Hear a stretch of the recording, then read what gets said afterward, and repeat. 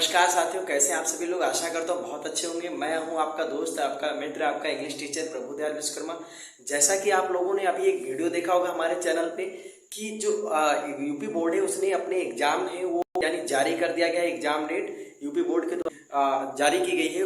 उसके हिसाब से आप लोगों को कैसे तैयारी करनी है, कितनी जल्दी आप लोग उस चीज के लिए टारगेट जो है वो हिट कर सकें, कैसे आपको प्रिपरेशन करनी है, उस चीज के लिए बातचीत करने के लिए हमारे साथ उपस्थित है दीपनारायण निषाद जी, जिन्होंने अभी तक अपना बीएससी किया है और एमएलके पीजी कॉलेज बलरामपुर से इसी साल इनका फाइनल था। और अपने एग्जाम को लेकर या फिर अभी कैसे परीक्षाएं देनी है, परीक्षाओं में हमारी कैसे बिहेवियर, हमारा कैसा एक पॉइंट ऑफ व्यू होना चाहिए, उन सभी चीज़ों को लेकर पैनिक नहीं होना चाहिए हमें। एग्जाम बोर्ड एग्जाम में किस तरह से हमें बोर्ड एग्जाम निकालना है, किस तरह से बोर्ड एग्जाम में हमें टॉप करना है, तो उस चीज़ पर बातचीत करने के लिए आज हमारे साथ उपस्थित हैं ये।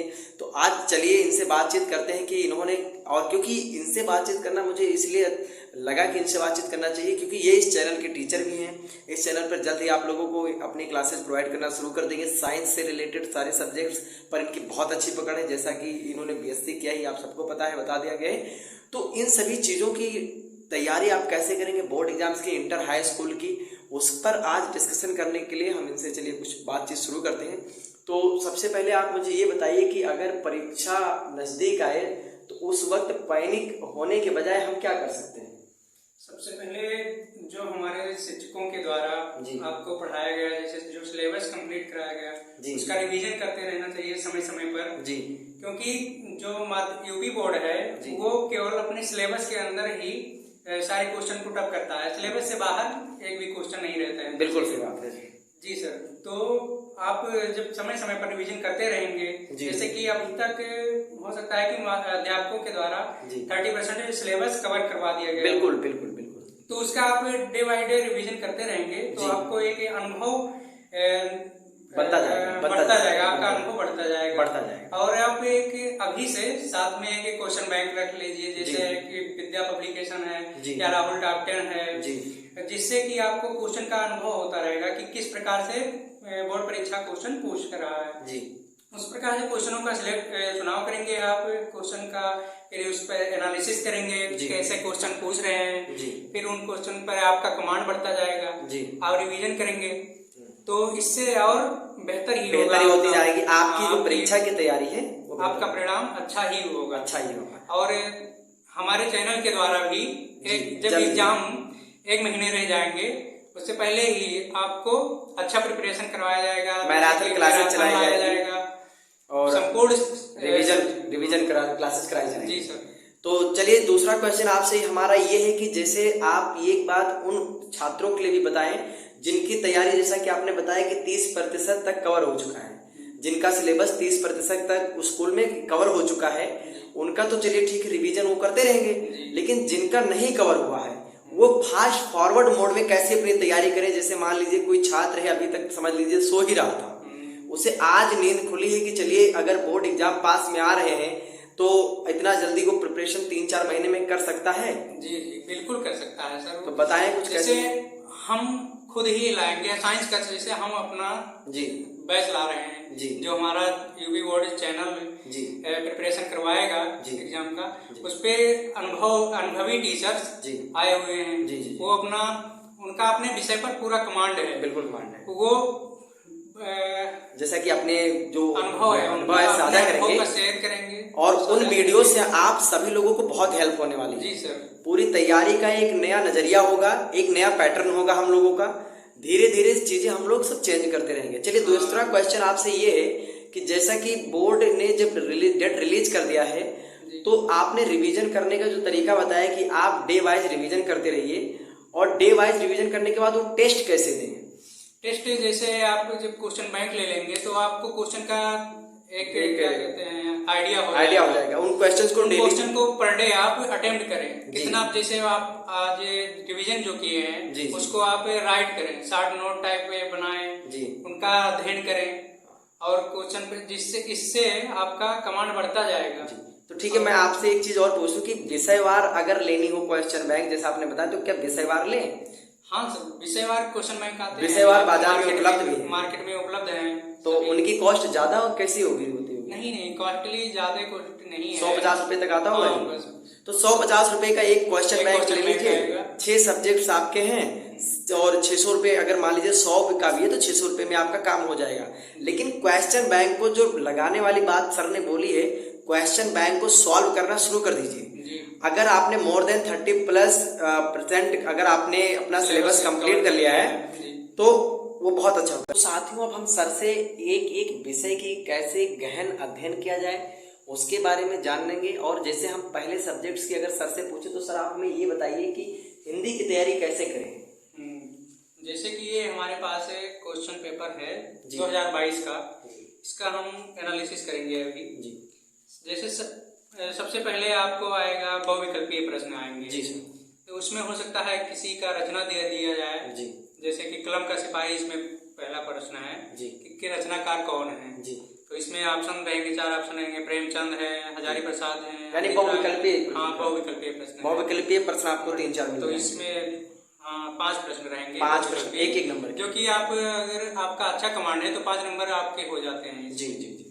और दूसरे प्रश्न में आ रहा है हमारा, सबसे पहले दो कवि रहेंगे, जिसमें से एक का जीवनी लिखना रहेगा, जीवन परिचय लिखना रहेगा, जीवन परिचय, हाँ, जो कि 3 नंबर का होगा जी। यानी या जीवन परिचय कवि का लिखना होगा या फिर लेखक, या दोनों के लिखने होते हैं? दोनों के लिखने होते हैं। एक गद्यांश में, एक गद्य में होता है और एक पद्य में होता है। एक गद्य में एक पद्य में, हाँ। 2 का जीवन परिचय याद कर लेंगे, 6 नंबर आपका ऐसे ही बना हुआ है जी सर जी। उसके बाद आएगा आपको एक गद्यांश दिया रहेगा, रेखांकित गद्यांशों का मतलब व्याख्या करने के लिए, यानी जो अंडरलाइन होंगे जी सर। तो उसका संदर्भ से, प्रसंग से संदर्भ में व्याख्या करना होगा जी, जो कि आपको संदर्भ के मिलते हैं 2 नंबर जी, और व्याख्या के 2 नंबर हो जाते हैं। अच्छा। और उसके अतिरिक्त 3 प्रश्न रहते हैं गद्यांश से रिलेटेड, गद्यांश से संबंधित 3 प्रश्न भी आपको सॉल्व करने हैं, जो कि 2 नंबर के होते हैं, 2 नंबर के जी सर। और इसके बाद अब आ जाते हैं आप गद्यांश पद्य में जी, पद्य खंड में आपका जो द्वितीय खंड है जी, इसमें से आपको दिए जाएंगे पद्य के 4 लाइनें दी जाएंगी जी, या कोई कविता दे दिया जाएगा, पद्यांश दे दिया जाएगा, उसका संदर्भ में व्याख्या करना होगा। यानी पद्य से भी आपको ऐसा दिया जाएगा ऑप्शन, उसमें भी आपको संदर्भ से व्याख्या करना होगा।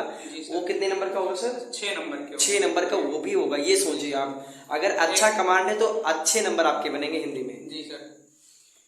और इसके बाद आता है हमारा 5वां क्वेश्चन जी।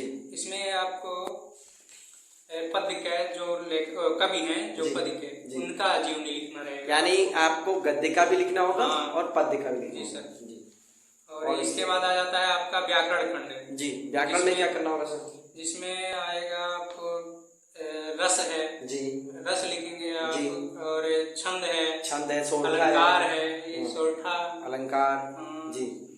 और देखिए संधि विच्छेद है, आप जैसे सर ने बताया कि रस और संधि और अलंकार, सोरठा, और ये सब ना बहुत इम्पोर्टेंट है। बोर्ड, यूपी बोर्ड ये हर साल पूछता है और ये आपके फंसने वाले क्वेश्चन है, इस वजह से हम इस चैनल पे डिस्कस कर रहे हैं रिव्यू। इस जैसे आप अगर संधि समास है और ये क्या कहते हैं अलंकार का आप अच्छे से अध्ययन कर ले रहे हैं जी, तो इसमें व्याकरण का नंबर कटता नहीं है, बिल्कुल पूर्ण नंबर मिलते हैं जी। अगर आपको 2 नंबर का क्वेश्चन है तो उसमें 2 नंबर ही पूरे मिलेंगे, पूरा नंबर मिलेगा। व्याकरण मजबूत कर लेंगे तो बहुत अच्छा रहेगा जी। जैसे रस अगर दे दिया जाए जी, श्रृंगार रस दे दिया जाएगा तो उसका स्थायी भाव पूछ लिया है। तो कोई विद्या वगैरह आपके पास है जिसमें आप एक डिटेल बात में बता सके कि इस प्रकार का जीवनी लिखिए, इस प्रकार का वो लिखिए? जी सर बिल्कुल है, हमारे पास है। तो एक विद्या है हमारे पास जी, ये है राजीव पब्लिकेशन का। तो सर इस विद्या के बारे में कुछ खास बात बताएं, कैसे विद्या से तैयारी कर सकते हैं छात्र? जैसे कि हमारे पास देख रहे हैं कि राजीव पब्लिकेशन का क्वेश्चन मार्क है जी, इसमें आपको सभी सब्जेक्ट का मतलब जैसे विषयवार जी, एक सब्जेक्ट का सारे जो सिलेबस होते हैं उनको कवर करके क्वेश्चन दिए जाते हैं आपको प्रैक्टिस के तौर पर जी। आप इनका भरपूर क्या कहते हैं प्रैक्टिस कर सकते हैं। और जो भी छात्र कमजोर हैं, जैसे शुरू से वो अभी अपना कमांड नहीं बना पाए हैं, पढ़ाई नहीं कर पा रहे हैं, वो उनके लिए क्वेश्चन बैंक काफी सुटेबल होगा, बहुत इंपॉर्टेंट जी सर। या फिर उनके लिए भी जिनके पास कम समय, जिनके पास कम समय, पूरी बुक पढ़ने का समय नहीं है या क्लासेस रेगुलर लेने का समय नहीं है, ये विद्या उनके लिए बहुत नहीं कर पाए हैं, जो क्लास नहीं कर पाए हैं उनके लिए काफी लाभदायक सिद्ध होगा, काफी लाभदायक होगा। जी सर। आप लगभग 15 दिन में इसको आप रिवीजन कर सकते हैं, मात्र 15 दिन में या फिर 15 से 20-25 दिन मान लीजिए, इसका लेकिन इस पूरे बुक का रिवीजन आप कर सकते हैं। ठीक है सर। तो इसके अलावा अगर सर मैं आपसे बात करूँ साइंस के विषय में, अगर मैं आपसे बात करूँ फिजिक्स के बारे में, तो क्या फिजिक्स के बारे में आप कुछ और बताना चाहेंगे ताकि जो हमारे छात्र हैं फिजिक्स के उन्हें भी इसका विशेष लाभ उठाए हो? जी सर, फिजिक्स में सबसे ज्यादा इम्पोर्टेंट होता है न्यूमेरिकल। न्यूमेरिकल में आपको अगर आ रहा है न्यूमेरिकल, तो न्यूमेरिकल अगर 5 नंबर का है तो उसमें 5 नंबर आपको मिलेंगे। अच्छा। जबकि अगर थ्योरी जो है, थ्योरी पोर्शन हमारा अगर वो 5 नंबर का है तो उसमें आपको 5 नंबर नहीं दिए जाएंगे। अच्छा। क्योंकि थ्योरेटिकल जो नॉलेज है जी, उसमें आप कहीं ना कहीं से आप थोड़ा फंसेंगे। हाँ, 100% आप एक्यूरेट नहीं दे पाएंगे। जबकि न्यूमेरिकल जो है वो 100% रिजल्ट आपको देखा जाता है। हाँ, उस पे आपको तो न्यूमेरिकल के अलावा कोई और न्यूमेरिकल के अलावा है जैसे डेरिवेशन है, आपको डेरिवेशन आता हो जी, डेरिवेशन आ जाते हैं 3-3 नंबर के क्वेश्चन में, लॉन्ग क्वेश्चन में आ जाते हैं जी। और कोई टॉपिक सर? और जैसे कि हमारे पास एक मॉडल पेपर है, क्वेश्चन इसके तौर पर हम बता रहे हैं जी। सबसे पहले इसमें भी आपको मिल जा रहे हैं 7 प्रश्न जी, बहुविकल्पीय के तौर पे जी, जो कि बहुत ही महत्वपूर्ण होता है आपको नंबर बढ़ाने में जी। यदि आप 7 क्वेश्चन कर ले जा रहे हैं बहुविकल्पीय, तो आपको 7 नंबर मिल जा रहे हैं। जैसे कि 1% से ऊपर हो रहा है जो कि। फिर इसके बाद आपको मिल जा रहे हैं लघु उत्तरीय प्रश्न, जैसे कि 3 नंबर के प्रश्न मिल जा रहे हैं या 2 नंबर के प्रश्न हैं। उसमें आपको 6 लाइन या 5 लाइन के उत्तर लिखने होते हैं जी। और एक कोई क्या कहते हैं उदाहरण देना होगा परिभाषा के साथ, बिल्कुल 3 नंबर में हो जाएगा, जिससे कि आपको बढ़िया नंबर मिलेगा। मतलब तैयारी अच्छे से करें तो साइंस भी अच्छा नंबर, साइंस से बढ़िया नंबर उठाता है, जैसे कि हमारा अनुभव रहा है जी जी जी साइंस में जी। फिर इसके बाद आ जाएगा आपको कोई थ्योरी वगैरह का, थ्योरी नंबर आता है जैसे कि